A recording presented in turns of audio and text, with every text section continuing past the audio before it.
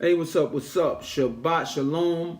Actually, Shabbat is just over, but I still gotta get this video in. So Shabbat Shalom. But I'm gonna go through this scripture right here, Acts chapter 10. For this is for you. I know there's some Christians that will be watching. This is for you Hebrews.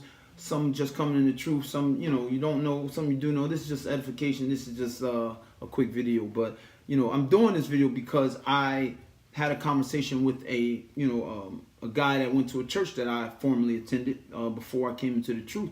I was a Christian for 38 years. You know what I mean? I've been out of that. I've been out of Christianity for 3 years now, and I make posts. I do. I go on social media. I go in on Christianity and its false doctrines, its false teaching, its false theology. So this young man, he saw my post, one of my posts, talking about keeping Torah and dietary laws and this and that. So he I gave him my phone number, because I don't like doing the comment box back and forth all day. He types, I'm waiting for him to respond. I'm typing it in. We're typing paragraphs. You lose understanding. Nobody reads the paragraphs really in full or gets an understanding. So I give my phone number out. I've given it out to numerous Christians, and it's always the same mindset until you break it down. Some has seen the light and like, yo, man, wow, through the Ruach, hallelujah. But not through me, but through the Ruach using me. But from that, most who aren't really willing to change, even though they see it, they're like, some will be like, well, that's your interpretation. And I'm like, bro, that's the scriptures. I'm reading scripture.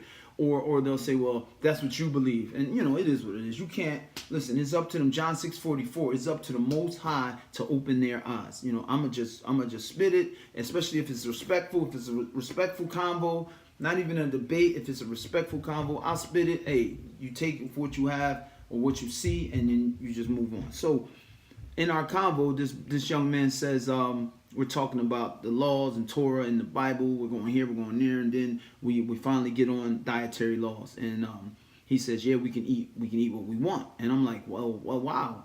Number one, when did the Most High, or where is it in the scripture that the Most High changed our body's anatomy? You know what I'm saying? To be able to eat the unclean animal, the pig, the lobster, the crawfish, all the shellfish, you know what I mean, that are bottom feeders, that clean up the farm, that keeps in all those toxins. When did the Most High change our anatomy? Where's that in the scripture? In order to be able to take this stuff in and not be diseased.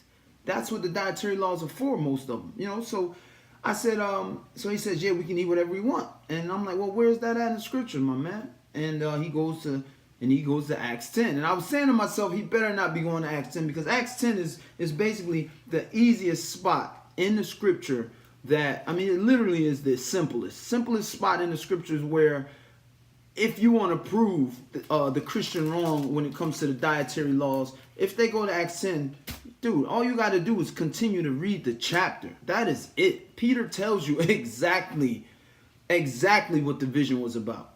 But that's Christianity for you. Christianity is a one-verse answer to the world, a one-verse answer to life. That's what they look for. That's what they find, and they're wrong. But that's the way they're taught.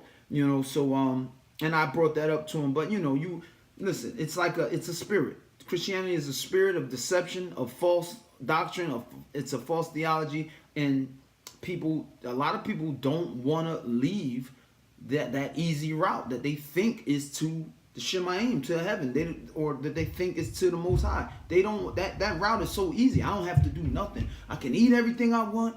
I can I can go anywhere I want. I can dress any way I want. I can do this. I can do that. Anything I want. I can look just like the world.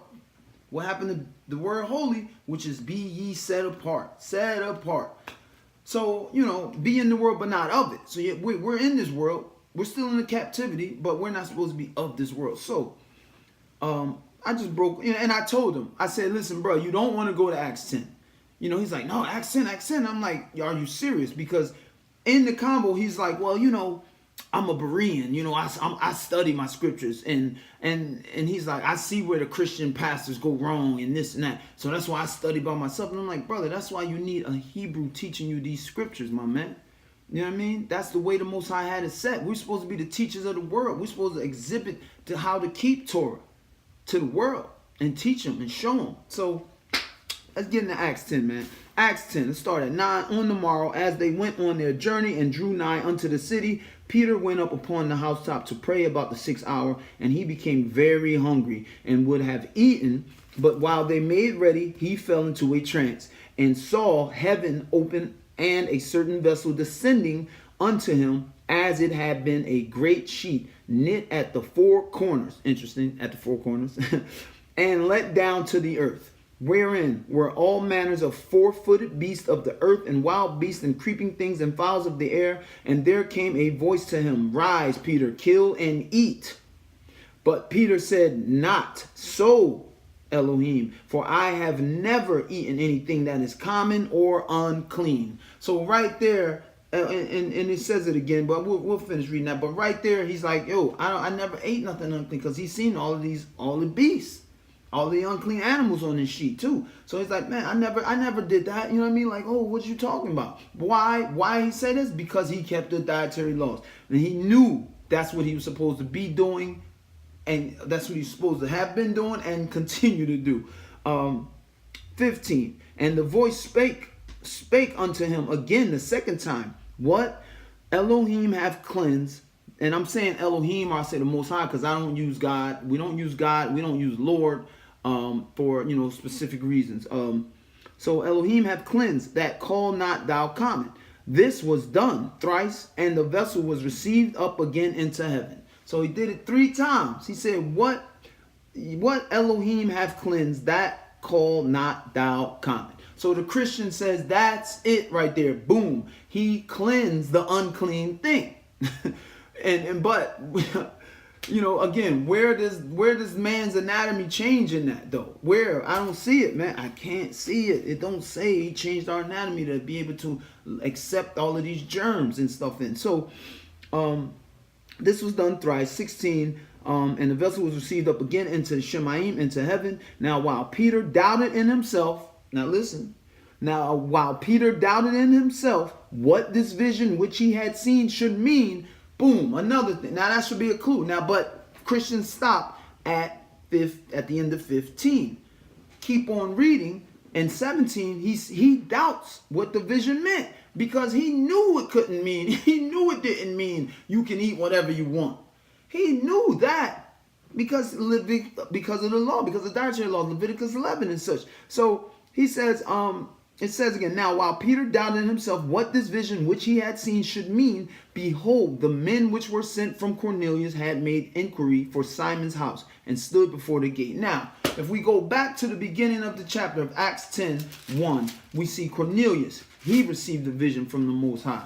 And in that vision, the Most High sends him to Peter.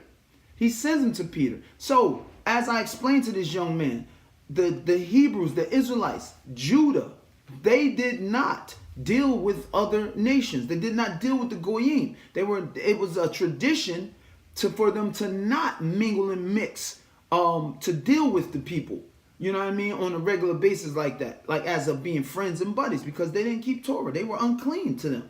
And that's what this whole vision is about. It's about man, and Peter says it himself. These people were considered unclean. Italian guard, Cornelius, anybody that wasn't an Israelite keeping Torah was unclean. That's why the Most High wrote the scroll, the sheet out with these animals. It was an example. It wasn't him saying kill it.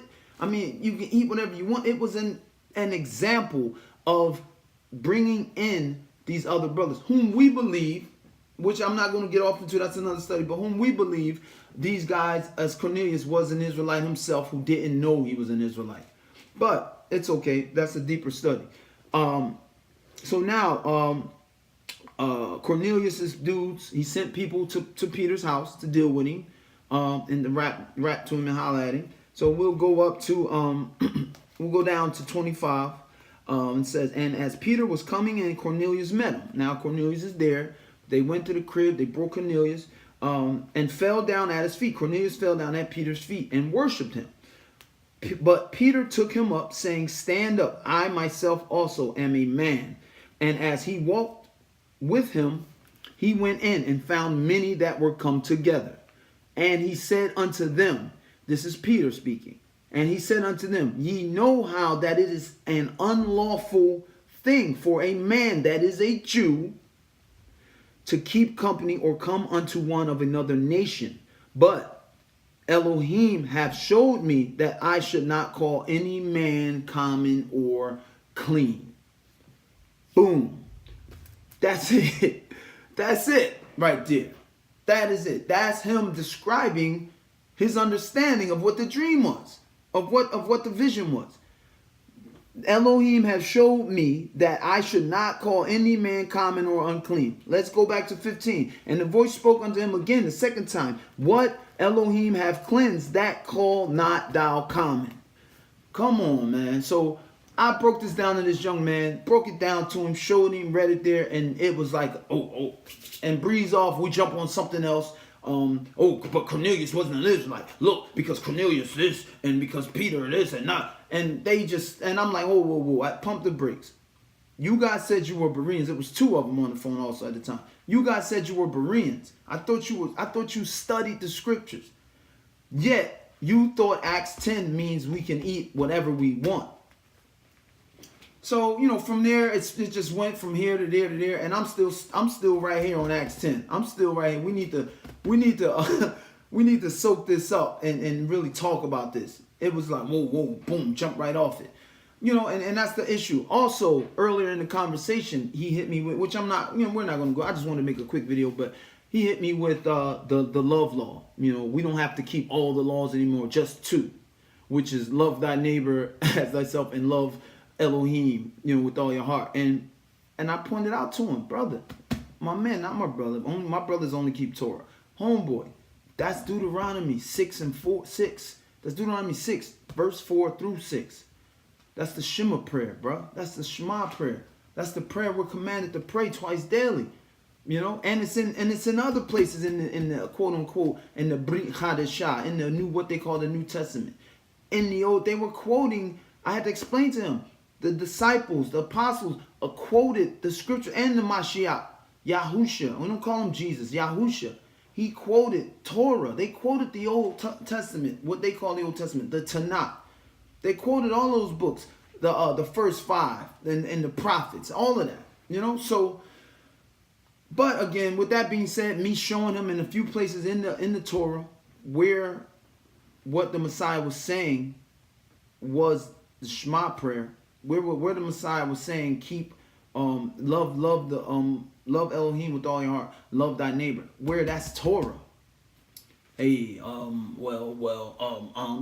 as for you Hebrews, for you Israelites out there who coming into the truth, and you're going to deal with your old Christian people, because they're going to see you posting, they're going to see you talking about it, you're going to run into them, they're going to ask what's those things hanging from your shirt, from your pants, they're going to ask why's your girl head wrapped, they're going to ask, or no, I'm sorry, not your girl, your wife's, they're going to ask, why you do this, oh, you don't eat pork no more, why, and we must be able to break these scriptures open and explain it to them, break it down to them. Who knows, you might bring some in, most of the time you might not, but not that you're doing it, you're being used. The Ruach HaKodesh is in you. And if it's by the Most High, if it's by his will, John 6:44, man, is him who opens their eyes. So we're the vessels, man. Just keep putting it out there. And don't be intimidated. Pastors, I went back and forth with pastors.